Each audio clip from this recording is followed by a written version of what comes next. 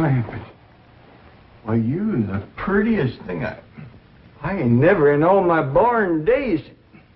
How'd old mountain goat like me ever get a young'un like you? You're a queen.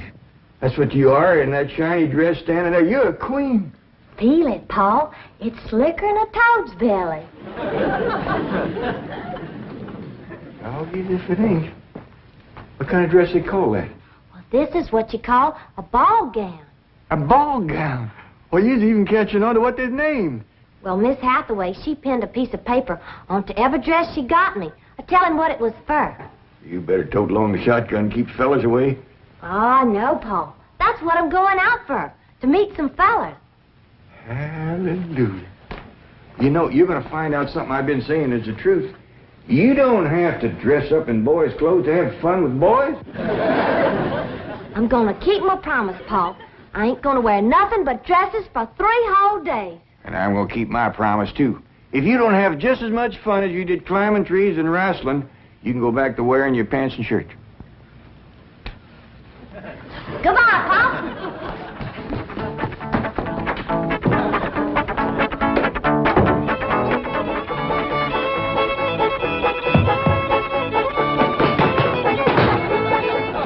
What you doing? Killing ants? Hey, this place ain't got no ants. I'll tell you something else it ain't got. That's me. I'm gonna pack up and go home.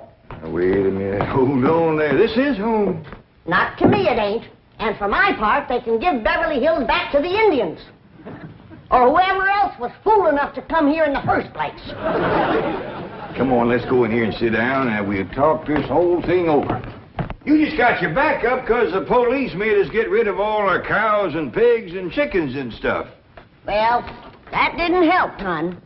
But if they don't allow folks to have a stock, why have they got that all-fired fancy stock pen down there? Well, Granny, it turned out that there was something called a tennis court. What in tarnation is a tennis? I don't know, but one of these days we'll get us a pair of them and go to raise them out there. Well, you go to raising them. I'm going back home, where I can get some good things in life, like hog jowls and possum shanks. Now, hold on, Granny. Jethro's out hunting possums right now. He won't find none. I've been all over these Beverly Hills, and I tell you it ain't easy. Climbing fences and walls and jumping over hedges to get around those cement ponds where there are a lot of half-naked women laying there smearing themselves with oil and yelling at you to get out, get out. I tell you, Jed, this place is full of the laziest, greasiest, unfriendliest mess of people I ever did lay my eyes on. Here's Jethro. Hi, boy. What'd you get? I got chased by a fellow with a club. Now, you hear that, Jed? It says Beverly Hillbillies picking on a little boy like Jethro.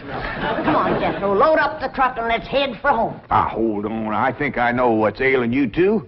You're just plain old homesick. Well, I'm sick of this home, I can tell you that. Yeah, now, I got a surprise I've been kind of saving. I reckon now's good times any to let the cat out of the bag. We need pigs and chickens, and he gets us a cat. Now, that ain't the surprise, Granny. The surprise is Pearl's coming out here. Ma's coming out here? Yeah, and she's bringing your sister Jethrine. Hot diggity dog. Yeah, I wrote her a letter. I said, Pearl, I says, why don't you come out here and bring Jethrine? We got lots of room and plenty to eat, and we sure is a hanker to see you. Oh, boy. I gotta get us some possum now, because if there's one thing Ma and Jethrine likes, it's grits and possum shanks. You don't look particular cheered up, Granny. Jed, you might fool that boy with a story like that, but not me. What do you mean? Since when can you write letters? Well, now, hold on, Granny. Now, wait a minute. Wait a minute. Granny, I didn't write that letter by hand. Held the pencil twist your toes, did you? No, I wrote it by a new way. The banker's secretary showed me. It's called dictation. What's dictation? Oh, it's wonderful, Granny. You just talk, and she writes it down. She sure must write fast. Yeah, with a bad hand, too. She got a bad hand? This one, she calls it her shorthand. I don't care how many letters you dictate, Jed. Pearl ain't a-coming out here.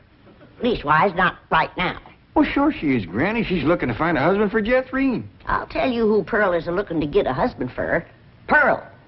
And I think she's got her cap set for that oil man that bought your swamp. Mr. Brewster? Why, he lives clean over to Tulsa. Yeah, but pumping oil brings him over to your place. And I'll bet you pigs to polecats that when he shows up, Pearl ain't fur behind.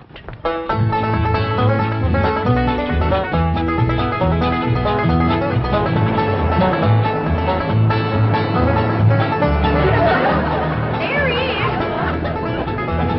Hold on, Jeffrey.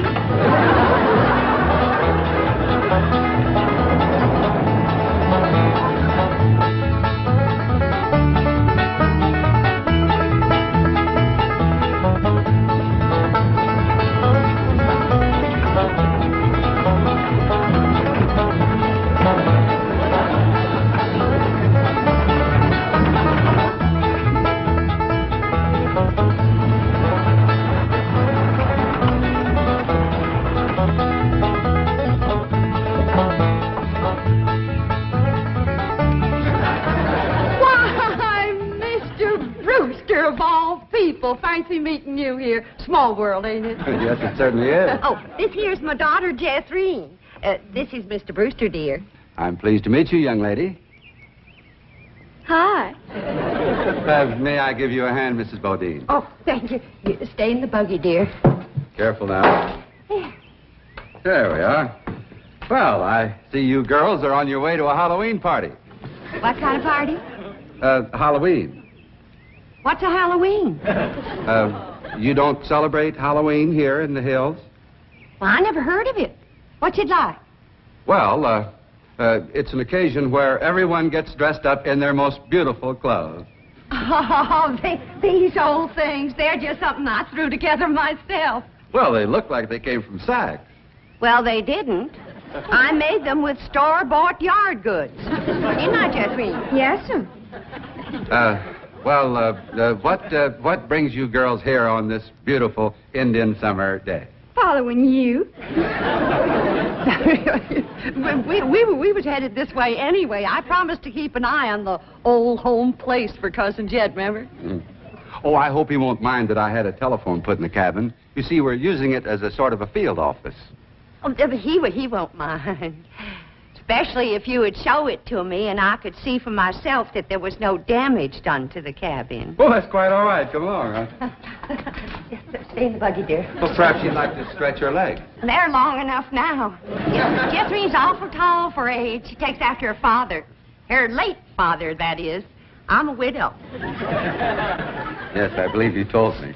Oh, that's right. That's when you told me you was a widower. Yes. You, still are, I suppose. A widower? No, yes. Stay in the buggy, dear.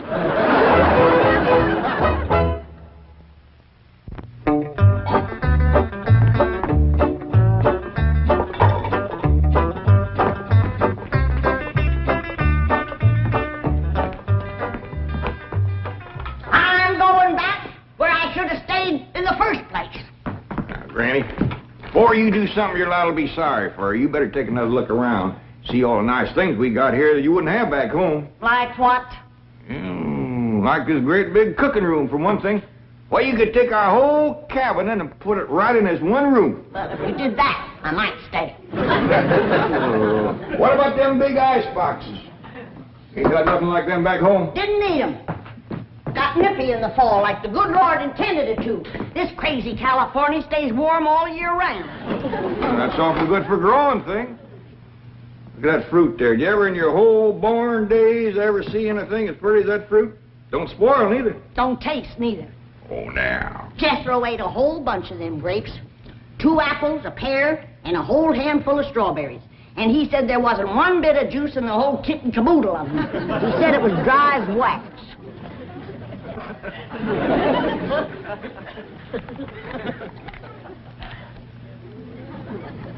Here's a mite dry and gummy. Maybe you ain't supposed to eat this fruit. That's the trouble with this miserable place. You ain't supposed to do nothing. You ain't supposed to have cows or pigs or chickens. You ain't supposed to fire up the still and make a little moonshine whiskey. Answer me, what can you do in this Beverly Hills? Well, you can do lots of things, Granny. Things you couldn't do back home. Name one. Well, you can call up your friends on the telephone. No, you can't. Why not? 'Cause we ain't got no friends, that's why not. There ain't been one neighbor come a-calling on us since we moved in here. Oh, so that's what's ailing you. Nobody's been coming to call. Well, now you got to remember what Pearl said. This here is Beverly Hills, where the movie stars live. What's that got to do with it? What's that got to do with being friendly? Nothing. I just thought it might sidetrack you. Well, it didn't. Movie stars are people just like us, ain't they? Yeah, certainly prettier. Wouldn't it be worth waiting for if one of these days they come a knock on the door, and we go to answer it, and we open up the door, and standing there would be Mary Pickford. Mary Pickford? Yeah, with the golden curls hanging down her back, and her pretty little rosebud mouth saying friendly things like, howdy there, I'm Mary Pickford. Oh, you'd say to that? I'd say, who's Mary Pickford? That's right. Granny, she's America's sweetheart. You know that movie house where Pearl plays piano on Saturday nights? I heard of it. Well, she says little old Mary is everybody's favorite. Well, tell me this. If Mary Pickford moved in that little cabin down the creek from us back home, what would we do? Oh, we'd have gone calling and brought her over a mess of pone and skinned possum. Yeah. And has Mary Pickford brought us a mess of pone and skinned possum? No, she ain't. You gotta remember, Granny, she probably spends 4 or 5 hours a day just fooling with and combing that beautiful curls hangs clear down Uncle to... Jan! Well, hello, Jethro. What'd you get this time? I got arrested. Yeah. Policeman, he took my gun away. He said they don't allow hunting in Beverly Hills. That does it. That does it. Then he pointed to old Duke here. He said, that dog had his rabies shot? And I said, no, sir, that dog ain't had nothing shot. I'm careful with a gun. What'd he say? He said, oh, a wise guy, huh? So he put Duke and me in his police car. But we jumped out and run. Oh, is Ma and Jeff Reen here yet? No, and they ain't a-coming. Now, if you want to see your ma and your sis, you pack up that truck, and you and me will skedaddle back home where folks is friendly. Now, Granny. Doggone if she ain't the muliest little woman. Granny, now just a minute. Now, Granny, will you just let me say one thing? Well, you be quick, 'cause I got a long trip ahead of me.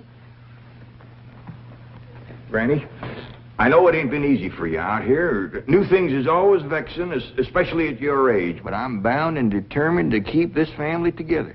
And if you go back to the hills, we's all going with you. Now, I'm asking you please to stay. Not for my sake, but for Ellie Mae. Granny, what this place has done for her is a plain miracle. Why, that wild Injun has become a grand lady. I wish you could have seen her go out that door looking like a queen in a picture book. I tell you, I just wanted to sit down and bawl, the way you done when I married her ma. Now, she's just... Pa? She's out there now. Now, just wait, Granny. Wait till you see. In here, Ellie Mae.